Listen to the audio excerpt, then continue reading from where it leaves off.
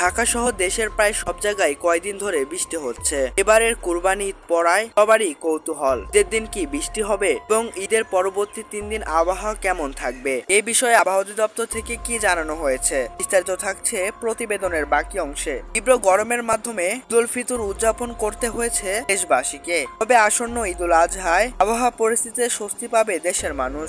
দেশব্যাপী কয়েকদিন যাবৎ টানা বৃষ্টিপাতের পরিস্থিতি আগামী 3 দিনও অব্যাহত থাকতে পারে এবং পাশাপাশি কয়েক বিভাগে বৃষ্টি আরো বাড়তে পারে বলেও পূর্বাভাস দিয়েছে আবহাওয়া অধিদপ্তর। এতে ঈদের নামাজ আদায় করা থেকে শুরু করে পশু কুরবানি দিতেও এক পেতে হতে পারে ধর্মপ্রাণ মুসলমানদের। এতে আবহাওয়া অধিদপ্তরের পূর্বাভাসে সার্বিক প্রস্তুতি নিয়ে রাখার পরামর্শ দিয়েছে আবহাওয়া অধিদপ্তর। ঈদের দিনে আবহাওয়া পরিস্থিতি নিয়ে বিদরা কি বলছেন। তবে একটি সূত্র জানিয়েছেন সোশ্যাল মিডিয়ার, আপনি যদি শুধু ঢাকার কথা বলেন তাহলে আমার মনে হয় ঢাকার ঈদ বৃষ্টিতেই কাটবে। রাজশাহী বিভাগের বৃষ্টি কম হওয়ার সম্ভাবনা রয়েছে, বাকি বিভাগগুলোতে বৃষ্টির প্রবলতা বাড়বে। যেমন বুধবার পর্যন্ত খুলনা, চট্টগ্রাম, বরিশাল বিভাগের বৃষ্টিপাত বেশি থাকতে পারে বলেও জানিয়েছেন আবহাওয়া অধিদপ্তর।